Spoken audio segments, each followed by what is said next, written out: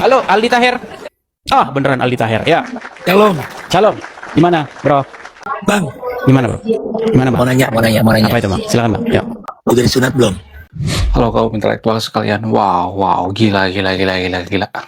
Gila banget. Akhirnya, Edis TV baru-baru ini live bersama seorang artis yang sangat-sangat fenomenal, yaitu Aldi Taher. Wow, gila. Luar binasa. Edis TV sudah mendunia. Edis TV sudah masuk ke dunia artis. Wow. Gila. Nah, luar biasanya lagi, ada topik yang sangat menarik ketika mereka sedang live. Apa itu? Tentang sunat. Jadi, Aldi Taher mau nanyakan terhadap Edis TV, apakah lu udah sunat atau tidak? Lalu Edis TV ketawa, karena orang Kristen itu nggak sunat ya. Udah disunat belum? Pertanyaannya kok ngeri sekali. Nah, yang jadi pertanyaan, kenapa banyak warga Konoha menganggap bahwa Kristen itu sesat?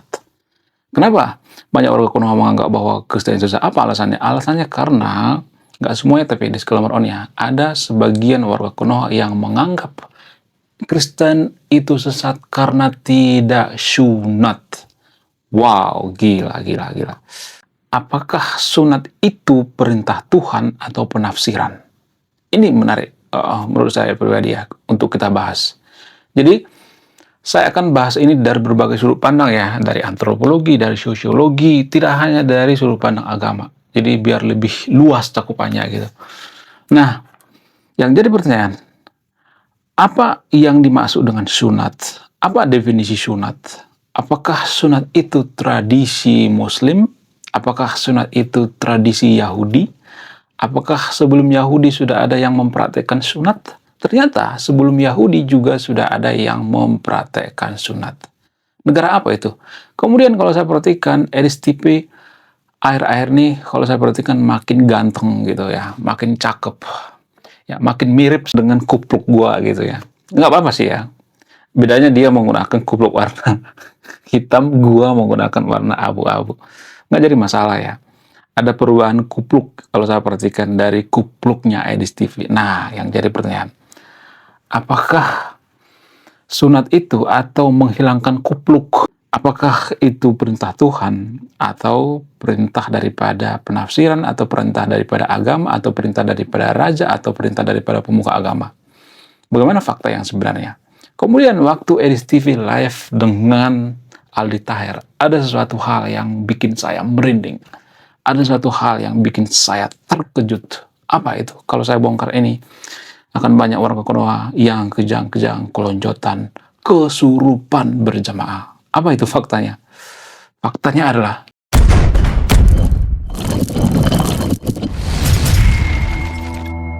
apakah sunat itu perintah Tuhan, penafsiran, atau perintah pemuka agama, atau itu semacam opini atau klaim sepihak? Untuk menjawab pertanyaan ini, mari kita mendalami, menyelami data. Ini menurut data ya. Jadi, apa yang saya katakan di video ini ada sumber, ada datanya. Saya tidak ngarang gitu ya. Jadi, secara antropologi, ternyata menurut data, yang pertama kali menggunakan sunat itu adalah orang-orang Mesir kuno. Tapi saat itu belum resmi digunakan di lembaga agama. Belum resmi. Jadi masih perorangan gitu. Ya ada yang sunat tapi belum ada kesepakatan bersama gitu. Nah, beberapa tahun kemudian ya orang-orang Yahudi berpikir kayaknya sunat ini bagus deh ya untuk kesehatan gitu. Ini dari sudut pandang antropologi ya. Nanti saya akan bahas dari sudut pandang agama ya. Nah, dari sudut pandang antropologi, orang-orang Yahudi menurunkan sunat ini ya dan melembagakan ke agama Yahudi, sehingga dalam orang Yahudi itu ada perintah untuk sunat. Lah, bagaimana dengan agama Kristen? Bukankah agama Kristen itu dekat dengan agama Yahudi? Bukankah kitab sucinya yaitu Perjanjian Lama sama dengan Yahudi? Nah, ini yang jadi pertanyaan besar. Jadi, sebenarnya dulu orang Kristen itu sunat. Sama seperti dulu orang Kristen nggak makan babi, tapi sekarang sudah makan babi kan? Apa alasannya? Yang dirubah itu adalah penafsiran. Nah, ini tuh susah banget saya jelaskannya. Susah banget warga Konoha menerima kenyataan ini. Karena gini guys ya, kalau saya perhatikan ya, warga Konoha itu berpikir bahwa orang Kristen itu sesat gitu ya. Jadi dalam agama Islam, adanya perintah sunat itu, mereka menganggap bahwa itu adalah perintah dari agama. Oke, nggak jadi masalah, itu dari perintah agama. Nah, yang jadi pertanyaan, apakah ini perintah berbau penafsiran atau tidak? Kalau misalnya mengatakan, oh ini bukan penafsiran, oh ini perintah agama. Oke, ya kita bahas dari sudut pandang yang paling rasional. Apakah kita itu orang yang menganut agama atau menganut tafsir-tafsir? Saya mau nanya sama yang nonton video nih. Guys, ada satu fakta pahit, tapi jarang bisa kita terima gitu, karena saking pahitnya gitu. Apa itu faktanya?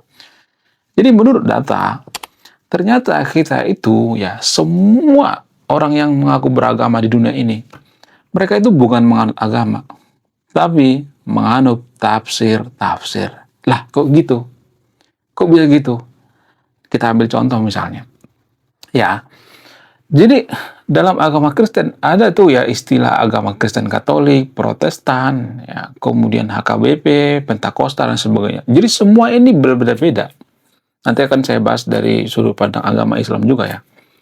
Dalam agama Kristen itu, tanpa kita sadari, Katolik itu berbeda penafsirannya dengan HKBP atau Kristen Protestan. Lah, kok bisa? Dalam Katolik itu, pastor tidak menikah. Pemuka agama mereka tidak menikah. Suster-suster, biarawati tidak menikah. Nah, bagaimana dengan Kristen? Kristen Protestan. Kristen Protestan mengatakan, boleh kok menikah. Pendeta menikah, kemudian pendeta perempuan juga menikah. Nah, yang jadi pertanyaan, kenapa bisa berubah? Lah, ini namanya penafsiran.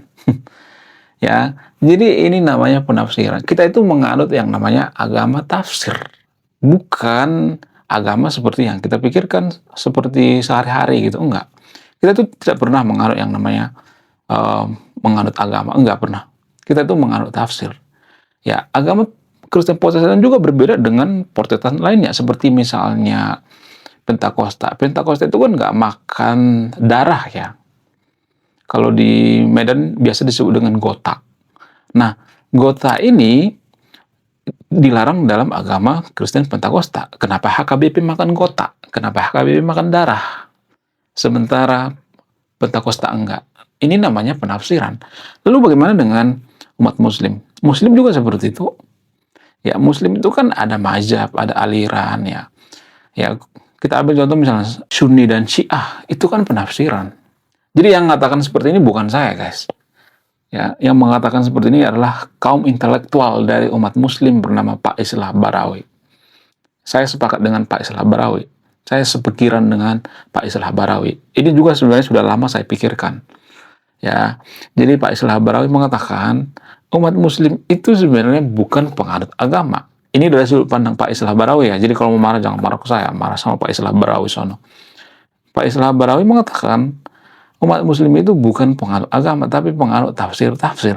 Syiah, Sunni, kemudian mazhab Syafi'i, ya, mazhab Maliki, Hambali dan sebagainya. Ada banyak mazhab-mazhab ya. Kemudian banyak aliran ya. Ya, kemudian ada Islam NU, ada Islam Muhammadiyah, ada banyak banget ya aliran-alirannya. Ada Wahabi dan lain sebagainya. Nah, ini semua penafsiran-penafsiran. Jadi kita tidak bisa mengatakan agama kita yang paling benar, penafsiran kita yang paling benar. Enggak bisa. Apa sih definisi daripada penafsiran itu? Definisi daripada penafsiran menurut data, lagi-lagi kita bicara pada data ya. Definisi daripada penafsiran itu adalah interpretasi.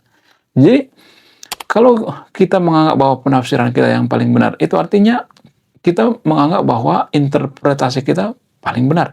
Interpretasi itu kan hasil pemikiran manusia. Jadi kita tidak bisa mengatakan ya hasil pemikiran kita yang paling benar, hasil pemikiran kita yang paling wow, yang paling diridhoi dan lain sebagainya. Nggak bisa. Karena apa? Karena ya penafsiran tetaplah penafsiran gitu. Kalau misalnya mengatakan, lah kok gitu? Ya begitu faktanya. Kan kita susah ya menerima fakta. Sama halnya dengan kalau misalnya ada warga Konoha yang ngata-ngatain Nasrani atau umat Kristen itu nggak sunat misalnya. Apakah ini sesat? Enggak. Kan penafsiran Kristen mengatakan enggak harus sunat. Lalu bagaimana dengan Yahudi? Ya Yahudi harus sunat. Bagaimana dengan Muslim? Ya harus sunat. Lah, penafsiran siapa yang paling masuk akal? Penafsiran itu tidak bisa kita menganggap bahwa penafsiran kita yang paling masuk akal, yang paling wow dan sebagainya, nggak bisa. Lalu tolak ukurnya apa? Takarannya apa? Acuannya apa? Acuannya itu akal sehat atau kemanusiaan. Jadi kalau kita menganggap bahwa penafsiran kita itu manusiawi, tidak merugikan orang lain, tidak membubarkan ibadah orang lain, ya tidak menggeruduk orang lain, ya tidak mengganggu orang lain, tidak memaksa-maksa orang lain masuk ke agama kita, ya tidak hunter mualaf atau hunter murtad dan lain sebagainya, ya nggak jadi masalah. Ya, nggak jadi masalah. Asal jangan menganggap bahwa agamanya yang paling benar, penafsiran yang paling benar, ya penafsiran lain sesat, kita yang punya surga, orang lain nggak masuk surga, kita yang punya palang surga, itu baru yang namanya sesat. Ini lebih berbahaya daripada bom nuklir tanpa kita sadari. Wah, gila, luar biasa. Akhirnya buku kedua dan ketiga gua rilis juga. Buku kedua gua ini judulnya Budi Tanpa Pekerti. Dari judulnya sudah menarik. Dan kisah daripada buku ini sangat-sangat dilematis sekali. Di mana karakter dalam buku ini bercerita ada dua pilihan yang sangat sulit. Yang pertama, ketika seorang tokoh dalam buku ini tidak bawa-bawa agama saat kampanye, maka dia bisa dipastikan kalah. Tapi ketika bawa-bawa agama dalam kampanye, ketika dia bawa-bawa kalimat insya Allah, maka dia bisa dipastikan menang. Nah, yang jadi pertanyaan, kalau Anda di posisi karakter dalam buku ini, mana yang Anda pilih? Ini temanya sangat cocok dengan tema channel ini. Bahas tentang agama. Kemudian tidak hanya ini juga menarik guys ya. Tanah Luka.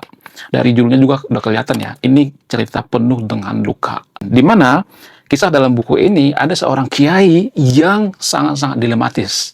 Dia bingung memilih antara menyelamatkan hutan atau menyelamatkan 1000 anak yatim. Jadi kalau Anda di posisi buku ini, mana yang Anda pilih?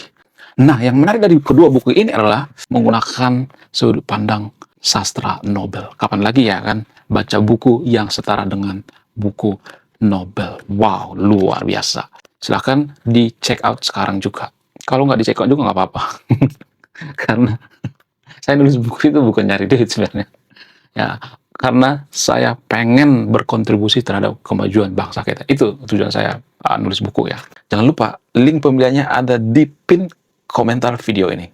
Jadi kalau ada orang mengatakan, ya agama gue yang paling benar, agama lain sesat, agama lain itu masuk neraka. Ini sangat berbahaya, ini lebih berbahaya daripada bom nuklir. Inilah sebenarnya asal-muasal orang jadi radikal dan lama-lama jadi ya mempersekusi rumah ibadah orang lain, bubarin paksa, bakar rumah ibadah orang lain, hancurkan rumah ibadah orang lain dan sebagainya. Ya awalnya dari mana? Dari penafsiran.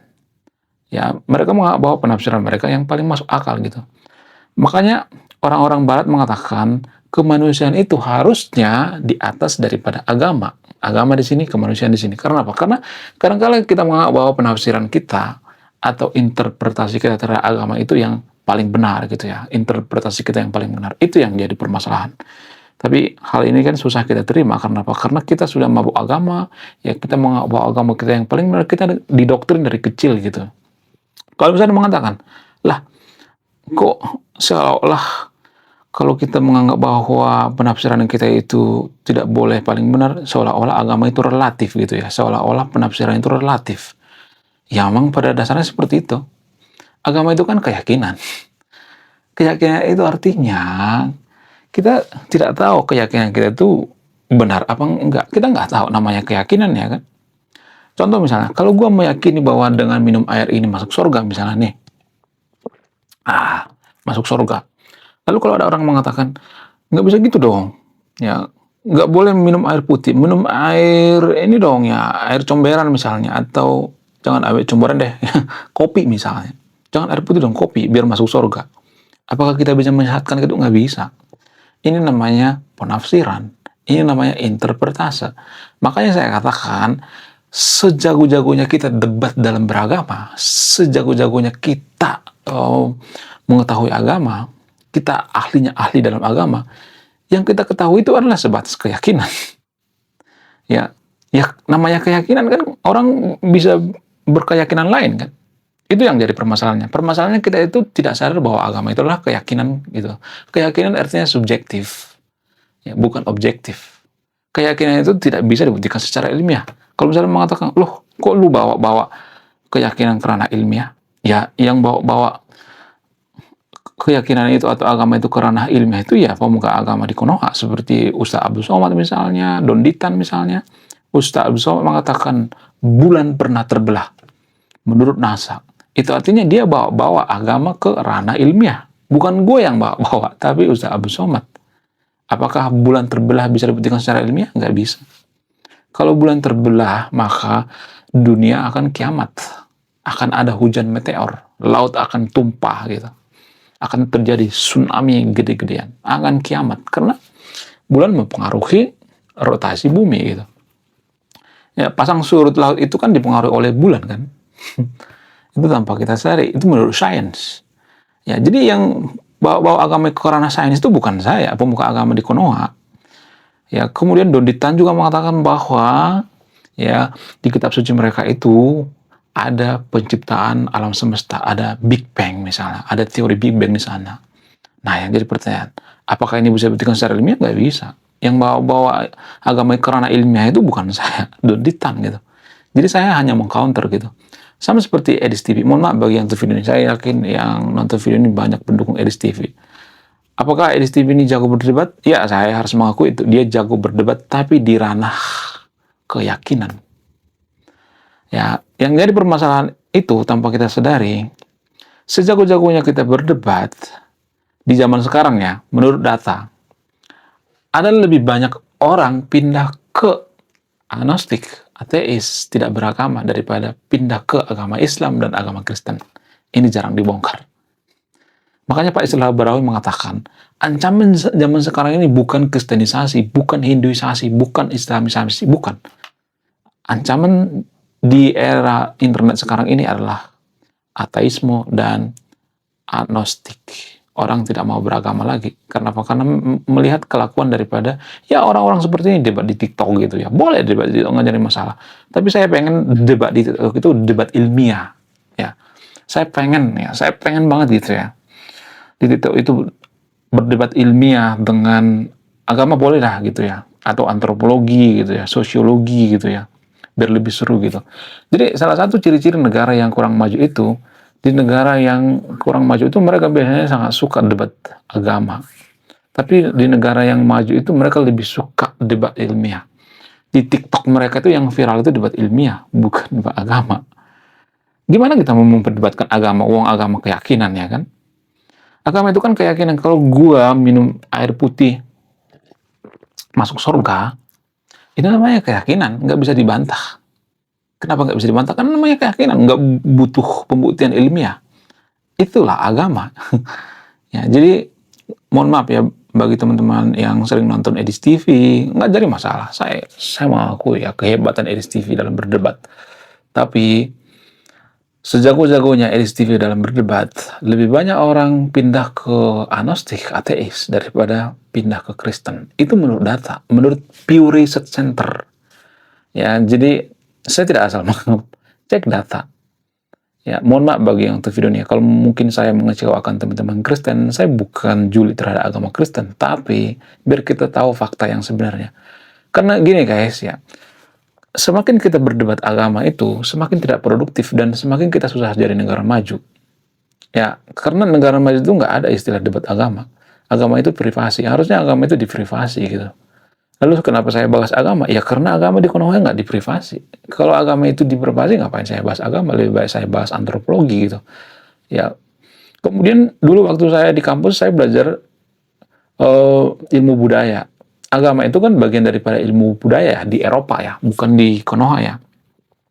Jadi orang-orang Eropa menganggap bahwa agama itu adalah budaya atau culture masa lalu. Bukan seperti sekarang ini ya, kita menganggap bahwa agama itu adalah segalanya. Boleh kita menganggap bahwa agama segalanya, tapi tanpa kita sadari, bagi elit politik, agama itu adalah mainan. Kemudian bagi pemuka agama itu adalah mencari nafkah, dan masyarakat sipil seperti kita, masyarakat jelata, kita menganggap bahwa agama itu adalah segalanya. Tapi disclaimer on, saya tidak ngajak yang video untuk pindah agama ya. Yang saya tekankan di sini, ya baik Edis TV, siapapun itu yang debat TikTok itu, lebih baik Anda berdebat dengan orang yang pindah ke agnostik atau ateis, karena itu lebih banyak persentasenya menurut sekarang ini, menurut data ya, menurut data dari Pew Research Center. Lebih banyak orang pindah ke agnostik ateis daripada pindah ke Islam. Misalnya nih Kristen ya, dia nggak beragama misalnya, atau pindah kepercayaan misalnya, lebih baik ya orang-orang seperti ini direkrut lagi gitu ya. Ya, karena mereka biasanya pindah ke agnostik ateis, bukan ke agama Islam. Enggak, agama Islam juga seperti itu ya. Kalau misalnya nih, ya ada murtad dari agama Islam itu kebanyakan ateis atau agnostik. Menurut data ya, data itu tidak melihat satu persatu, enggak, keseluruhan. Kalau misalnya mengatakan, oh banyak tuh di TikTok atau di sosial media ya ada orang mualaf, murtad, mualaf, murtad. Iya, itu kan ada semacam siklus, tapi jumlahnya 50-50 tetap juga sama gitu. Ya, ada orang murtad, ya ada juga yang mualaf gitu. Jadi saling memberi satu sama lain gitu. Jadi antara Kristen dengan Islam banyak misalnya nih ya pindah agama gitu ya, atau rokade misalnya itu ya. Ya ada konversi misalnya.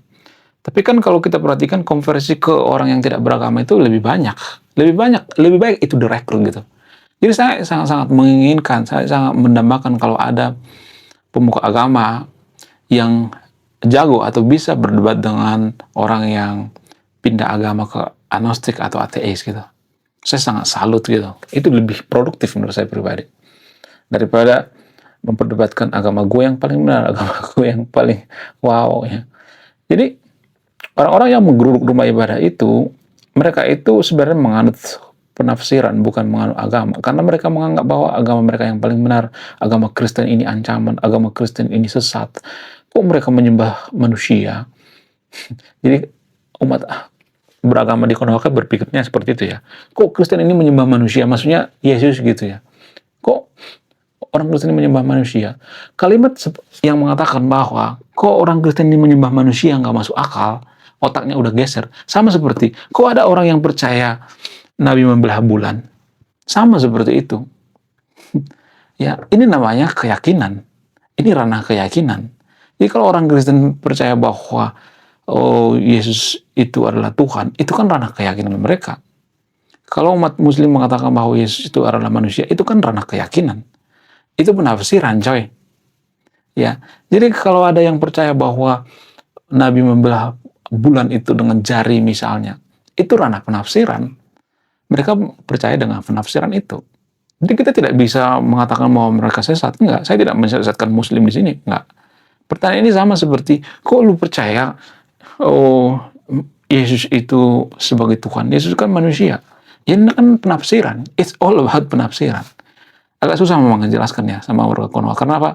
Ya bukan saya si paling pintar ya atau si paling jenius, tapi kita butuh effort, butuh kedewasaan, butuh kecerdasan spiritual supaya bisa menyadari ini. Ini namanya ranah kesadaran. Ya kalau kita sudah sadar bahwa kita itu sebenarnya penganut tafsir-tafsir, ya kita tidak pernah memaksakan tafsir kita terhadap orang lain kan. Permasalahan kan di Konoha kan kita menganggap bahwa penafsiran kita yang paling benar, sehingga ada persekusi rumah ibadah, menyesatkan orang lain. Ya orang seperti ini adalah orang-orang yang stres gitu ya, stres berjamaah, atau orang-orang halusinasi bersama. Menurut kalian gimana? Apakah Ustadz Ali Tahir ini sesat? Apakah Syekh Edis TV ini sesat? Saya tidak akan memutuskan. Silakan simpulkan sendiri. Tapi yang jelas, lebih baik kita berdebat di ranah ilmiah daripada di ranah keyakinan atau penafsiran. Karena penafsiran itu kan kita tidak bisa memperdebatkan. Ya, penafsiran itu tugas daripada kaum intelektual sebenarnya. Kalau penafsiran orang beragama itu sudah melampaui batas nilai-nilai kemanusiaan, nah itu tuh ya tugas daripada kaum intelektual yang diwakili oleh pemerintah biasanya. Cuman pemerintah kita kan ikut debat agama juga gitu. Ikut menindas minoritas juga gitu. Itu yang jadi permasalahan. Ya, menurut kalian gimana? Coba tulis kolom komentar ya.